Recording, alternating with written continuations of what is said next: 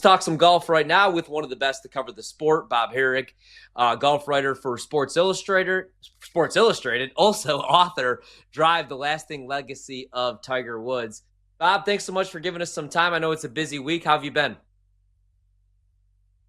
I'm doing well, Ryan. Thanks a lot for having me. So, I think that I saw you comment on this as well. I keep seeing these like clickbait articles. Is Tiger Woods playing this weekend? What's the status of Tiger Woods? And I have no idea what's going on unless you've been living under a rock. Obviously, Tiger Woods not playing in this event. But the other headline that keeps popping up, is this one. Will Scottie Scheffler find success Tiger Woods struggled to achieve, obviously, at the Ryder Cup? And again, for him to have the top score, he's plus 300, the overwhelming favorite. Your thoughts on Scottie heading into the weekend? I know that at the press conference said he was a little humbled because 2 years ago, Europe won in convincing fashion. But your thoughts on Scottie heading into the weekend? Yeah, look, you need your best players to step up at the Ryder Cup. I mean, there might be an instance here or there that you've seen if you watch the highlights, you read, where a more obscure player wins a big point or comes through with a clutch putt. But generally what you see is the star players have really good records. And, you look back, you mentioned Tiger, really hard to believe that he played on only one winning Ryder Cup team. And his overall record is a losing record in the Ryder Cup. And, so is Phil Mickelson, so is Jim Furyk. Did the teams lose because their best players weren't good, or were their best players poor records because the teams lost? There's a lot that goes into all that. And as it relates to Scheffler, he did not have a good Ryder Cup in Rome. And for all the talk about the captain's picks and things such as that, when your best players don't step up and earn you a few points, it's going to be hard. I mean, Xander Schauffele didn't really have a great Ryder Cup the last time. Only one player, Max Homa, who's not on this team, had a winning record in Rome. So, yeah, I kind of think Scottie needs to be, one of the U.S. best this week. He needs to play the way he's played the last 2 years in individual events and really lead them. Does that mean winning all your matches? No, but it probably means not, when the other team beats your best player, that it's almost more than a point, and it fires, it's galvanizing, and that's, I think, what happened whenever Tiger would lose. And so maybe the U.S. needs to look at that as it relates to somebody like Rory or John Rahm. Try really hard to take those guys down, because it's huge when your best don't win. Yeah, completely agree. Rory, second best odds, around 6-1 for a leading score this weekend. So I also wanted to get your opinion on Bryson DeChambeau. I saw some of his teammates defend him. What kind of weekend are you expecting from him? A lot of criticism, obviously, heading into the weekend. How do you think he performs? Yeah, Bryson is another one where, the U.S. could really use him to be a force. He's not played in the Ryder Cup since 2021. He had a good run that year, but before that, he wasn't great in the Ryder Cup. And it's going to be really interesting to see how he's used. Foursomes, the format that they start with, which is alternate shot. It's a very sort of awkward way to play golf. It's not what they're used to. And Bryson hasn't played it in a long time. In fact, he played it in 2018, one match with Tiger, one with Phil, lost in both. Didn't play that format at Whistling Straits. But do you sit Bryson on the bench on Friday morning and not play him in foursomes? Yeah. Do you leave one of the most popular players on the U.S. team off? I mean, it's kind of hard to imagine that. So I think you've got to put him out there. And, frankly, I would put him off first and let him try to drive that first green and get everybody fired up. So But I think he's going to be very, very motivated to play well. And Bryson has had. Look, I think it's been understated almost. The fact that he made this team on points, one of the top 6, with only 8 qualifying events. Obviously, as a live player, he was not earning points except for in the majors, and he did it all based on that. And that's really impressive. And I think the U.S. needs him, just like I was saying about Scottie. I think the U.S. could really use a boost from Bryson. Yeah, and so I'm looking at it right now. The USA is still a minus 160 favorite, so a pretty big favorite. Top overall point scorer market. Scottie Scheffler plus 330, Rory at 6-1, then everybody else 8-1 or better.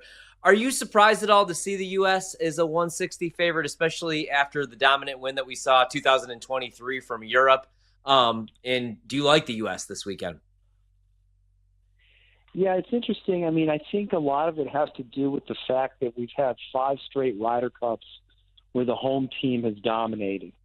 Yeah. And so even though it's virtually the same European team, I mean, it's every last name is the same. It's just the one brother, Rasmus Højgaard for Nikolai. That's the only change for Europe. It's playing over here. It's playing against the U.S. crowd. You could argue that a few of their players aren't of the same form that they were in Rome. But look, I'd also argue that you've got some U.S. players with some big question marks. It's not been a great year for Patrick Cantlay. Obviously not a great year for Xander Schauffele. And look, his wife just had a baby a few weeks ago, and that's understandable that he would have been taking a little time away from preparation. He didn't go to Napa and play the Procore event with the other guys, but he hasn't played since the BMW in mid-August. So there's a lot of questions about his game, and him and Cantlay are supposed to be one of the best foursomes teams the U.S. has. As great as that win was for J.J. Spaun at the U.S. Open. He's never done this. Not only has he never played in a Ryder Cup, but never even a President's Cup.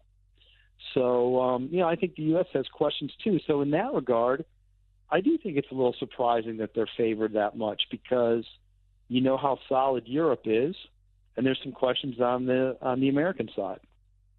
Completely agree. We talked about the matchup. The other thing is, I always, Bob, like a really good narrative. And I think, one of the more interesting or intriguing storylines is what you wrote about today. I read it this morning on SI about how one team being paid to play and the other is not. So obviously the U.S. players are getting paid. The European players are not. Do you think there's some extra motivation? Yeah, that's an interesting topic. And it was sort of, inevitable that it was going to become an issue. How does one team get paid and the other not? Europe can really use that to their advantage. They're doing it for the pride of playing for their continent. It's not about the money. They can say things like that, which was going to always put the U.S. in an awkward position. And I think the players have found themselves in an awkward position having to talk about it.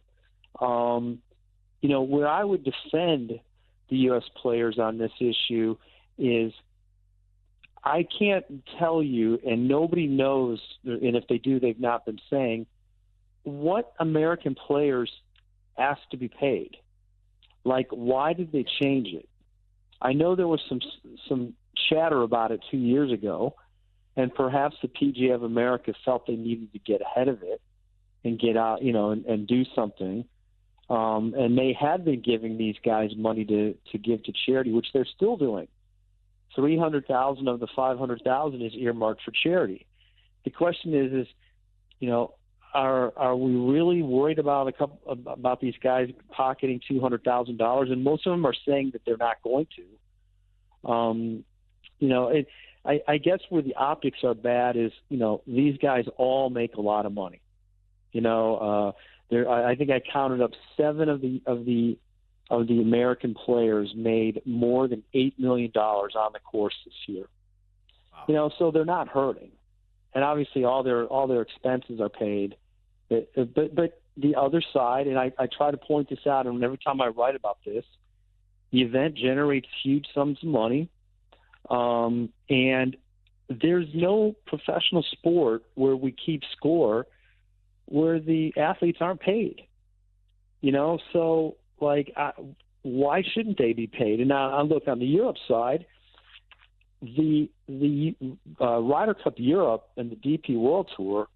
This helps fund their tour. The players sort of see it as a sense of pride, and they're playing to help their tour. In 2 of the 4 years, of Ryder Cups, they are underwriting their purses with money made off the Ryder Cup alone, which shows you how lucrative the event is. That's not the case here.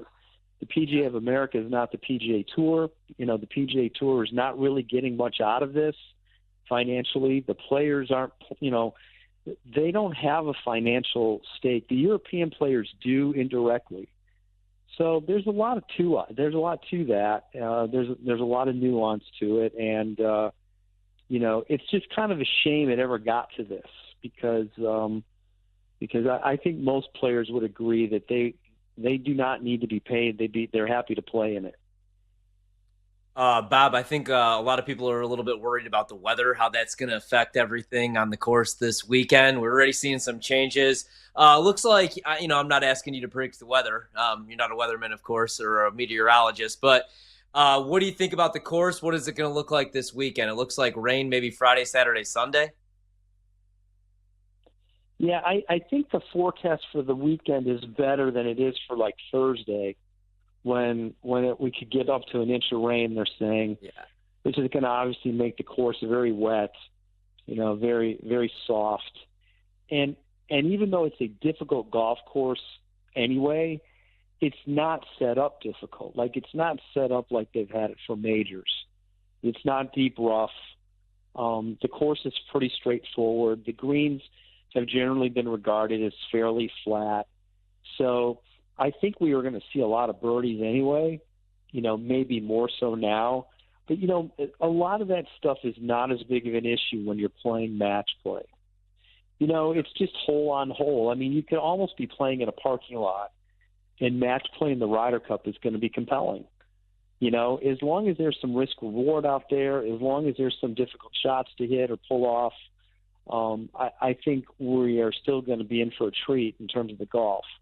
You just sort of hope it doesn't linger into Friday and Saturday, because those days are 36-hole days with not a ton of daylight at the end. They're starting at 7:10 in the morning, and there's not a lot of buffer in there. So hopefully we get the bad weather out of the way here in the next 2 days. Bob, we got 60 seconds. I have to have you make a prediction. So the United States to raise the trophy -150, Europe +155, or a tie. If you want to be boring, 13-1. Just kidding. But what would be your prediction for the weekend?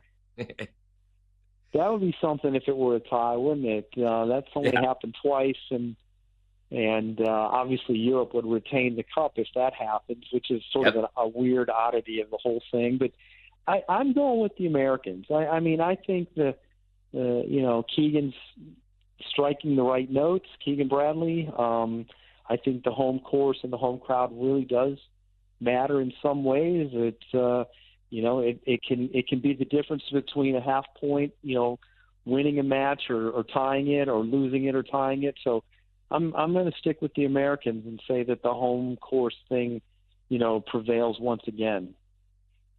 Bob, we really appreciate it. Thanks for giving us some time. Enjoy the golf this weekend, and hopefully we can do this again soon. Thanks so much for having me. I look forward to it. Great stuff. And I'm rolling with Bob as well.